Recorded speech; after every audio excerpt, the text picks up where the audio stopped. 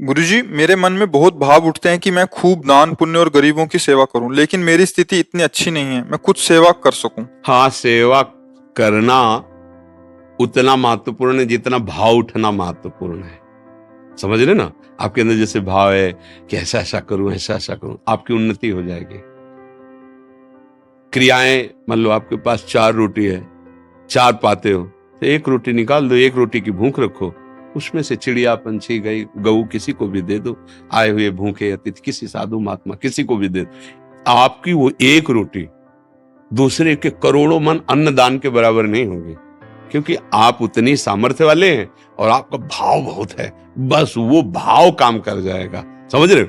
और अगर कहीं नाम वाम की प्राप्ति के लिए हो, जैसे आजकल लोग पंखा लगवाते हैं तो पंखुड़ी में जिला, नंबर पूरा सब दे देते ना, एक पंखा लगाया और पूरा नाम और पूरा मतलब पूरा पता उसी में लिखा हुआ है। ये सब केवल मलिनता है, अहंकार की मलिन। ये सब नहीं, अपने पास है उसी में से हम 4 रोटी है, 3 में काम चला लेते, 1 रोटी में आधी रोटी पक्षियों को डाल दिया, आधी गौ को पवा दिया, कभी किसी भूखे को पवा। ज्यादा कोई ऐसा अवसर है तो आज हम उपवास कर लेते, 4 रोटी किसी को पवा देते। इससे बड़ा कोई दान नहीं, ध्यान रखना। एक बार एक मुदगल नाम के ऋषि थे, वो सीलोंच वृत्ति से जीते थे। सीलोंच कहते हैं, ये शास्त्रीय शब्द है। जैसे किसान अपनी फसल काट ले जाता है, फिर जो बालियां और दाने पड़े रहते हैं उसे सीला कहते हैं, सील।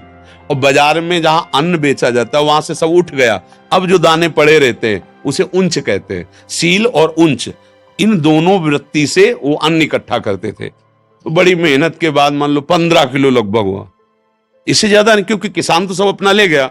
अब जो एक बाली, एक दाना ऐसे पड़ा खेतों में, वो बिन लिया, बाजार उठ गई, जो दाना पड़ा है वो बिन लिया, और उसको भुनवा लेते थे और उसका बस सतुआ बना लेते थे और उसी से जीवन काटते थे। रात दिन भजन तपस्या और उसी को पाते थे।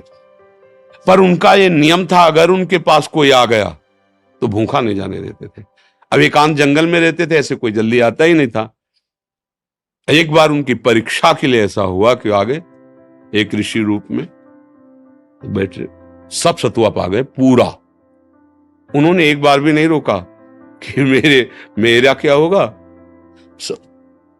और पानी पिया, मुंह पूछा, चल दिए। तो जो वहां सतुआ के कण गिरे थे ना, तो एक नेवला वहां से निकला, तो आधे शरीर पे सतुआ का कण लगा तो स्वर्ण का हो गया, तेजस्वी। राजसूय यज्ञ जब युधिष्ठिर जी की हुई तो वो ऐसे से घूम रहा था जहां सबको पवाया गया। फिर भगवान श्री कृष्ण और अर्जुन युधिष्ठिर जहां बैठे थे वहां से निकला और कहा, ये मुदगल ऋषि की सतुआ यज्ञ से बढ़ के नहीं है, राजसूय यज्ञ हुआ। तो भगवान ने कहा, ऐसा क्यों तुम कहते हो? बोले, देखो सतुआ के कण लगे थे तो आधा में स्वर्ण का हो गया, यहां सब जगह घूम आया, हमारा एक बाल भी स्वर्ण का नहीं। तो हमारी बात समझ रहे ना, कितनी कठिन मेहनत से बीन बीन कर दाना वो एकत्रित करते, तो उनके द्वारा सतुआ यज्ञ की बराबरी भगवान जहां बैठे राजसूय यज्ञ नहीं हुई। हमें जरूरत नहीं कि हमारे पास धन आवे, हमें जरूरत है जितना हमारे पास है उसमें से अपने परिवार का पोषण करते, अगर 1 रोटी भी बाहर दे, वो बहुत बड़ा दान। समझ रहे ना? आपका भाव होना चाहिए। संपत्ति खास बात नहीं है, खास बात भाव है। भाव है ना, तो भगवान आपकी हर सेवा स्वीकार कर रहे हैं। काश हमारे पास ऐसा होता तो भगवान को फूल बंगला बनाता, प्रभु उसमें बैठते, 56 भोग। लग रहा है, हो रहा है, आपको इसका फल मिलेगा। ये कलयुग का विशेष प्रताप, कलिकर एक पुनीत प्रतापा, मानस पुण्य होई और नहीं पापा। तो इसलिए धन की आकांक्षा तो मत करो, पर भाव जो है उसमें जो है उसको सुरक्षित रखो, ये आपको लाभ प्रदान करेगा। और ये मत रखो कि ये गरीब है, मैं बड़ा हूं इसलिए दे रहा हूं। नहीं नहीं, मुझे भगवान इस रूप में आके सेवा का सौभाग्य दे रहे हैं, ऐसा भाव। और धनी है मान लो ऐसे, चल बांट दो इनको, तो पुण्य तो मिल गया, लेकिन जो उसका लाभ मिलना चाहिए वो नहीं मिलेगा। इसका लाभ सीधे भगवान प्रसन्न हो जाए, सबके हृदय में भगवान बैठे, ये तुमसे हो सकता है। सबके प्रति भगवत भाव, अवसर मिल जाए, मृदु वचन, जल और रोटी का टुकड़ा, ये तो कोई भी दे सकता है। सब अन्न खा के जीते हैं। आज हम उपवास करेंगे, आज का भोजन हम किसी को दे देंगे। मान लो हम गरीब हैं कि हम दोबारा अपने लिए भोजन तैयार नहीं कर सकते, इतनी सामर्थ्य नहीं, तो आज हम उपवास कर जाएंगे, मरेंगे नहीं। आज हम किसी संत को पवा देते हैं, किसी भूखे को पवा देते हैं, किसी पशु को दे देते हैं। ऐसी भावना रखो, भगवान मुझे धन दे तब मैं से, ऐसा नहीं होता। वो धन आएगा तो हो सकता है ऐसी प्रमाद स्थिति हो जाए कि ऐसे अपराध बनने लगे कि जिसका भाव करते हो भाव ही खत्म हो जाए।